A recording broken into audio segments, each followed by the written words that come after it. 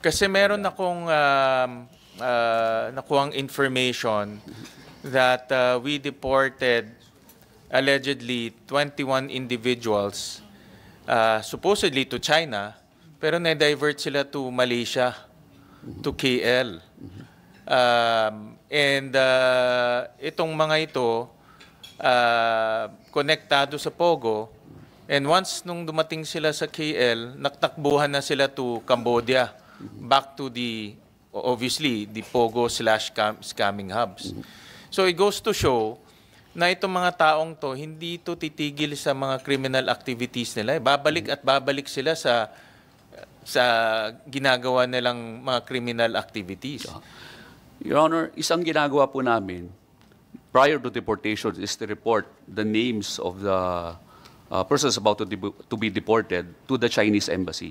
So ini-inform po namin sila na ito pong mga taong ito, let's say for voluntary deportation, nag-a-apply to be deported and they're going to shoulder the costs of their own deportation. These names are reported to the Chinese embassy. Ngayon po, kung sakali pong merong transit flight, naka-inform naman po ang mga authorities ng China regarding that. But sa amin po, ang approval po na ibibigay namin will be based on the ultimate destination, Your Honor. But can you verify this information, yung supposedly to China pero na-divert to Kuala Lumpur? Can you verify now with your, I can see behind you, you have yes. people behind you can verify? Your Honor, if I may, when you say divert, you're referring to a transit flight. Might be transit flight. Definitely, it's not direct flight. No? In fact, nakakatawa nga yung flight dahil ang China pataas, ang Kuala Lumpur pababa. No? So, I don't understand bakit nagkaroon ng flight to Kuala Lumpur instead of China.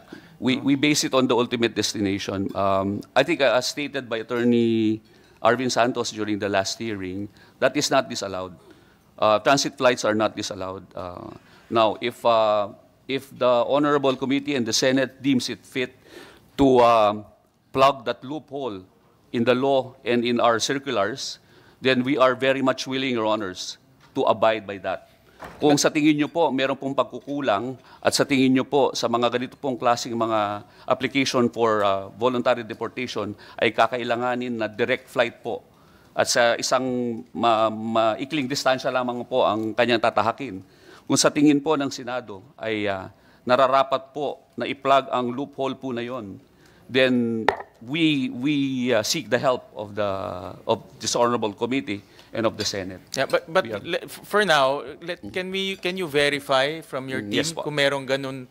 Indeed, there was a flight supposedly going to China, but instead went to Kuala Lumpur. And allegedly, yung mga taong dapat i-deport natin nasa Cambodia na ngayon, no? Based on information. It's verified, Your Honor. The ultimate destination was Guangzhou in China.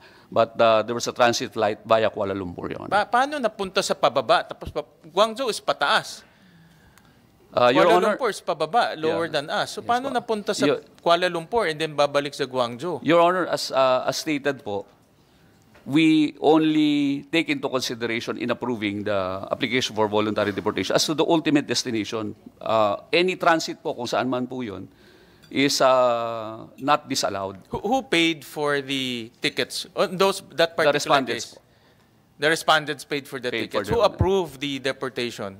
The deportation is approved by the Board of Commissioners, Your Honor. And then ang implementation po, through the Deportation Implementation Unit, Your Honor. It doesn't make sense, Commissioner, na itong mga ito, nahuli natin dito sa mga scamming hubs, sa mga pogo hubs, gusto natin ibalik sila sa pinanggalingan nila para doon sila malitis, hopefully, lalo na pag China dahil mahigpit yung kanilang mga batas doon tungkol sa gambling. Pero na-divert papuntang Kuala Lumpur na ang layo-layo pagkukumpara mo sa Guangzhou.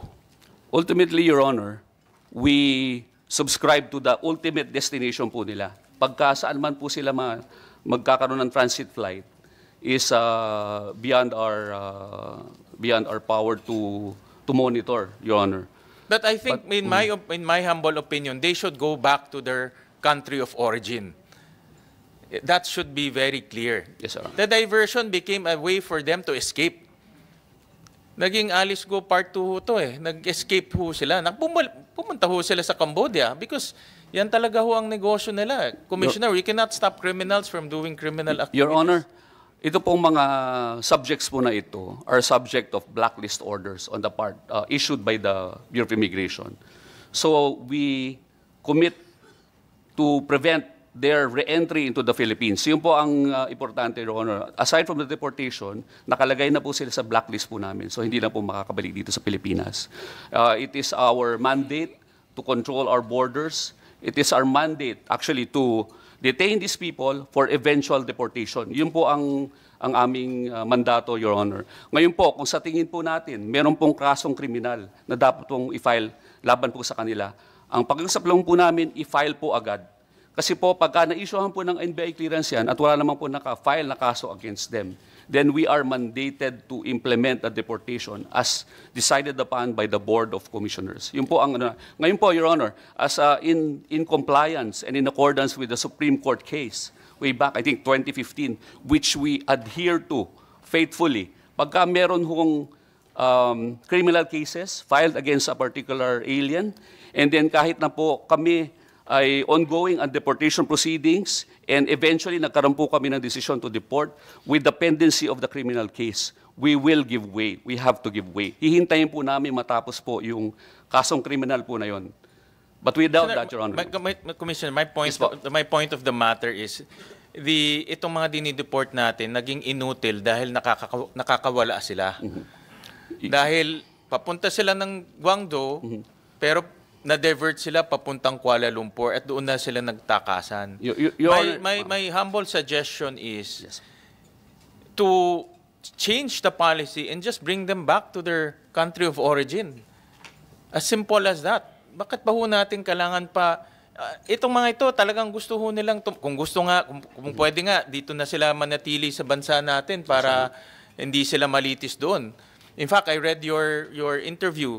Ang sabi niyo dapat ayusin yung batas natin dahil may butas at ginagamit yung batas natin para manatili sila dito by filing cases against themselves. Yes. Diba? So, ang point of the matter ko, kung makikita ho natin yung mga ugali ho nito, tatakas at tatakas sila. So, my personal suggestion, ibalik natin sila kung saan sila nanggaling. Doon sila malitis, doon sila makulong. Willing po kami, Your Honor, to abide by your suggestion and change the policy.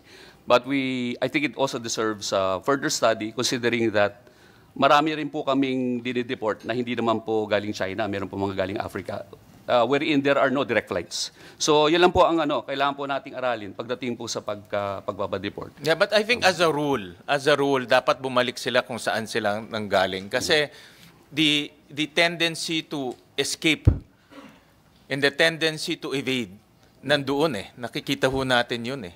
And in the last hearing, napakita rin po ng ating chairperson na may mga ilan individual rin na tumakas sa Hong Kong naman.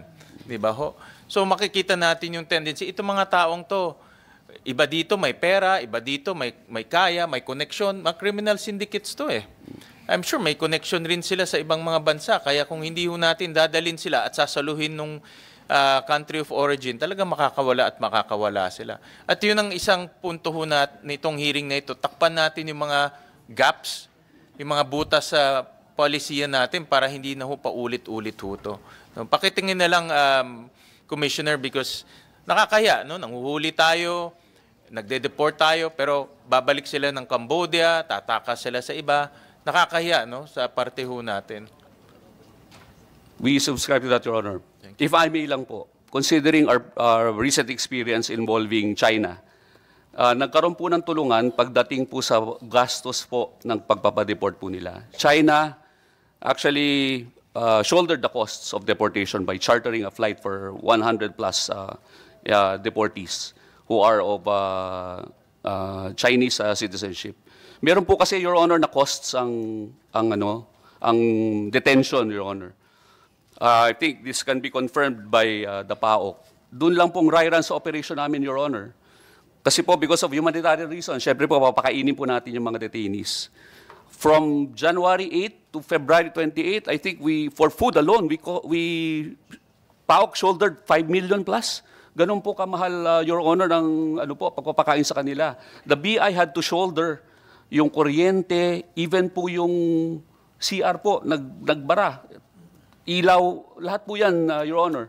And we also have to double up on our security. So meron pong costs, Your Honor, ang preparations prior to deportation, yung pong detention and everything. So malaking tulong nga po na ang China tumulong po sa atin doon sa pagpabatibort po. Pero hindi ho laging ganyan ang kaso. And we cannot afford na tayo naman po ang laging gagastos pagdating sa pagpabatibort po sa kanila.